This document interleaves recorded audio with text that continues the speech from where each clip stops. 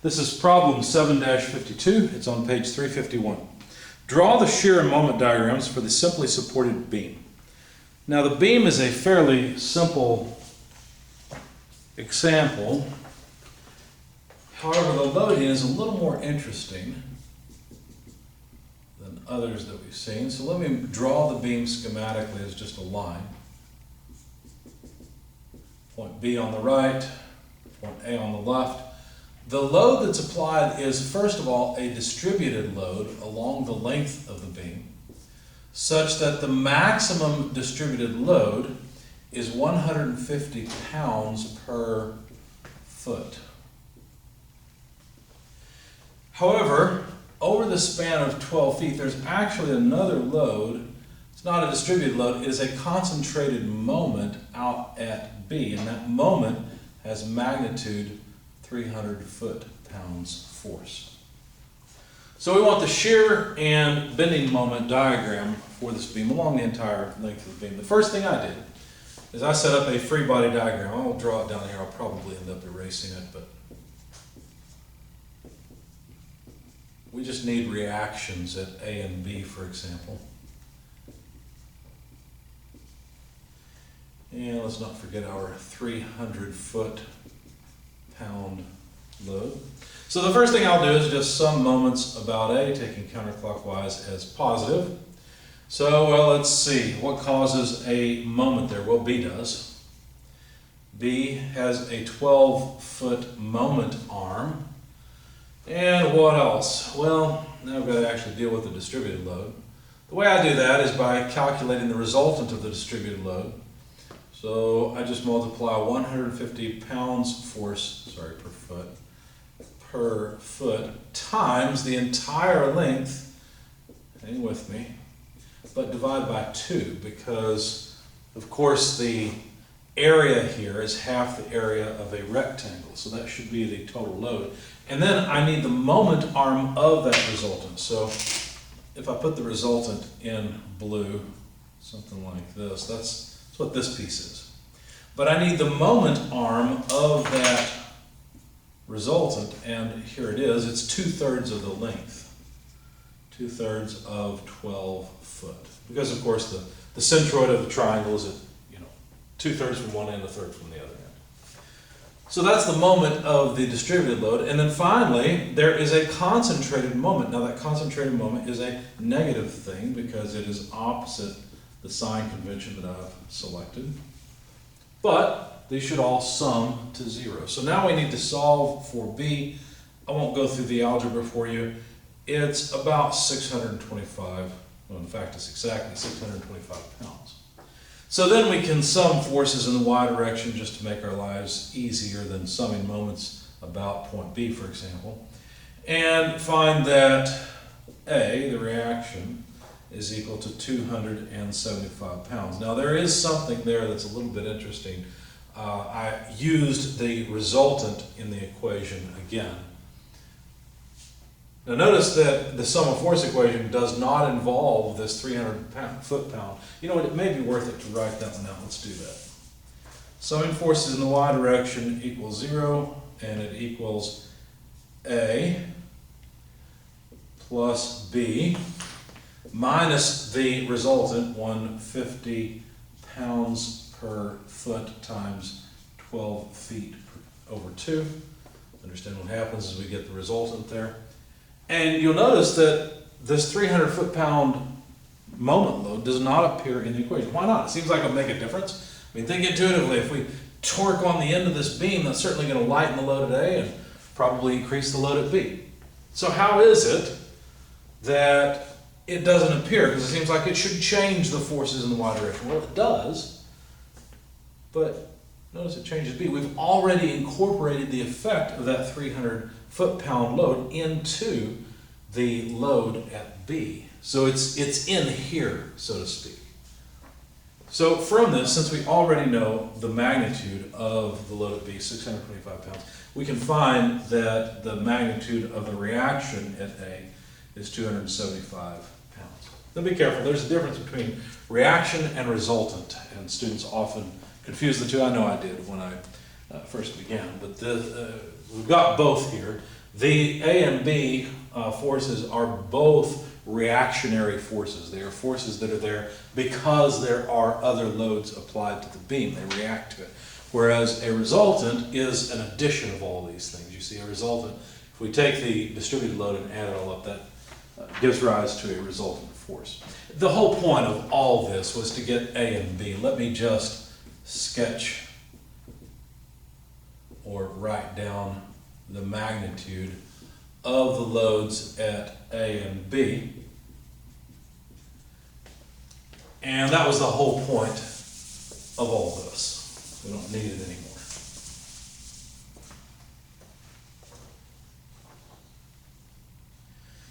All right. Now, I'm going to take another free body. Basically, I'm cutting the beam somewhere in here. I don't know where. It doesn't matter. At some dimension x from the end. And so there will be some distributed load, but obviously this peak doesn't go up to 150 pounds per foot.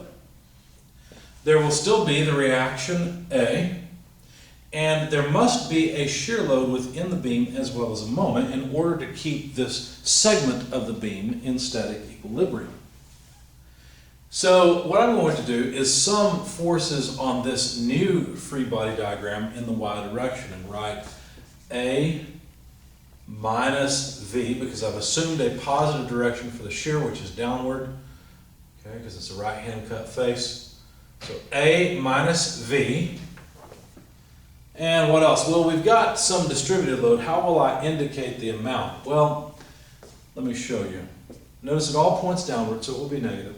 So x over 12, what does that tell me? Well, that tells me a percentage of how far along I am along the beam. For example, at x equals 6 feet, I'm 50% along the length of the beam. You should expect, since this is a linear line, that the distributed load at that point should be 75 pounds per foot, right? So if I simply use this as a scaling factor for that 150 pounds per foot maximum distributed load, this should give me the distributed load at whatever x position I plug in. For example, x equals 12, I get the full 150 pounds per foot. X equals 0, I get none. In the center at 50%, I get 75 pounds per foot. So this is just to give me the maximum distributed load at this point. That is not the resultant of that load, right? How would I get the resultant? Well, I would multiply, basically I'd calculate the area of a rectangle by multiplying the distributed load maximum, which I've got right here, by the distance here horizontally, x, and then, since it's a triangle, not a rectangle, divide by 2. So this gives me all of the forces that act vertically on this segment of the beam, and from it I can solve for the magnitude of the shear, which would be A, basically just take this to the other side. And we'll simplify things a bit. Notice we have x squared divided by 12 times 2 is 24 times 150. I dropped my units, maybe not a great idea, but anyway. If you go through, you notice that we know A, it's 275 minus x squared. Well, let's put the number first. If you take 150 by 24, you get 6.25 and then x squared. So there's an equation that tells me the magnitude of the shear as a function of position. In other words, where I cut the beam. Well, that's kind of nice. Couldn't we do the same thing for the moment? Sure. I'm going to sum moments about point A. And it might have been easier to sum moments about this point, but this is what I did. So what moments are there? Well, there is the moment itself within the beam, m. There's a difference between this m and this m. This m represents the sum of the moments about this point, where this moment is the moment within the beam. Don't confuse those two things. This contributes to the moments about A, but is not the only thing that does so. The shear, in the way I've drawn it, provides a moment that is equal to, well, it's a negative moment, and it's V times x. And then, obviously, the distributed load also produces a moment about A. So what I need to do there is calculate the resultant, and of course it's going to act at a distance 2/3 of x along the length of the beam. So let's start writing it down. Let's see, the first thing I'll do is remember I've got this equation, or this little bit of mathematical code, I guess you could call it, that gives me the maximum distributed load on the right-hand side of the beam. So that's what I've got here. But that's not the resultant, right? The resultant magnitude is that multiplied by x over 2. Same thing we had before. Understand that this is the resultant in the sum of force equation, just like this is the resultant in the sum of moment equation. I'm not done with it, because I haven't calculated the moment of that resultant, right? The moment of that resultant, notice I've got a negative sign because it will cause a negative moment. The resultant will be at 2/3 of x, well, the moment arm is 2/3 of x times that resultant. And that's it. This comes out then to 0, at least I hope so, otherwise we should be in dynamics and not in statics. All right. So, solving for the moment within the beam, which is what I really care about, because understand we don't really care about this anymore, right? The fact is that all this sums to 0.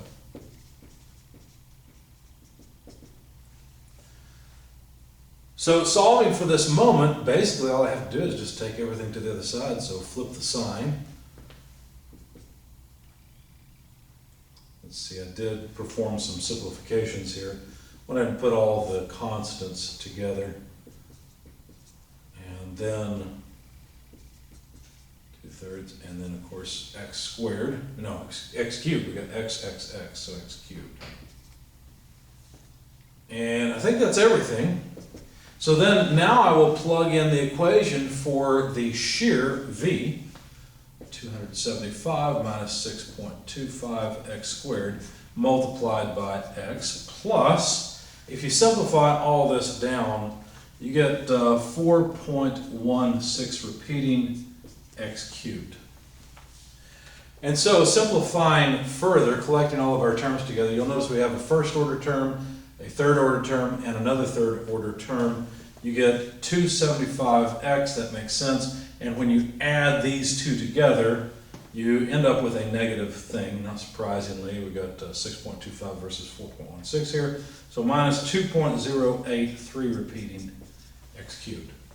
So there's the magnitude of the moment within the beam as a function of position as we move from A all the way over to B.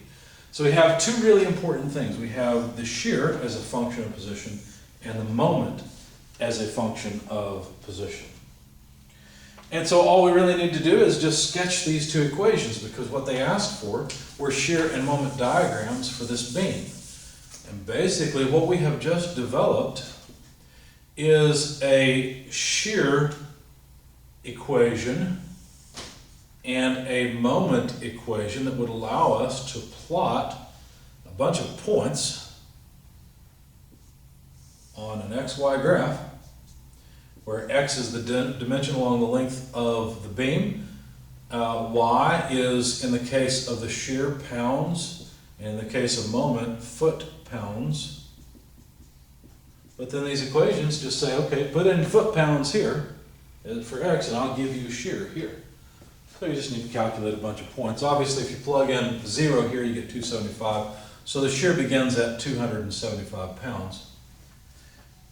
Now, eventually, of course, the shear does go, if you look, this is negative, right? So as x increases, the shear goes down.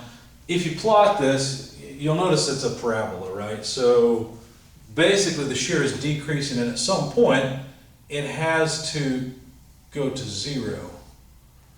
Okay? Now, the shear actually ends up at the end of the beam. The shear ends up here, should end up at 625, right?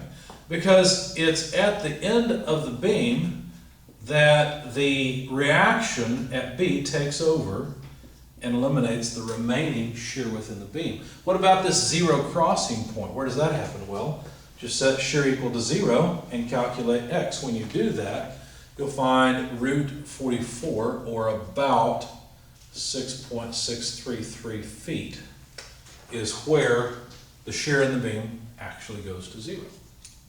What about the moment?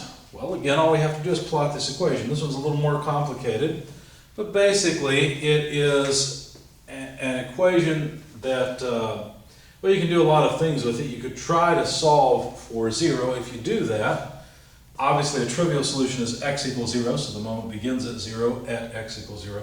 It turns out if you plug in 12 feet, that's also a root of this equation.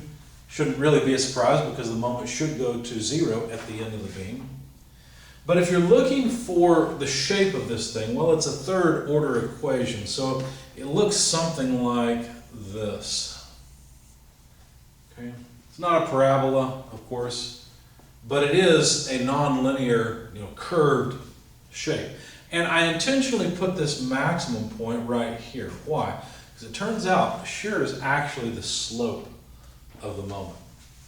And so if you plug in this number or something close and plug in numbers around it for x, around 6, 7 feet, something like that, what you'll find is that this in fact maximizes the moment.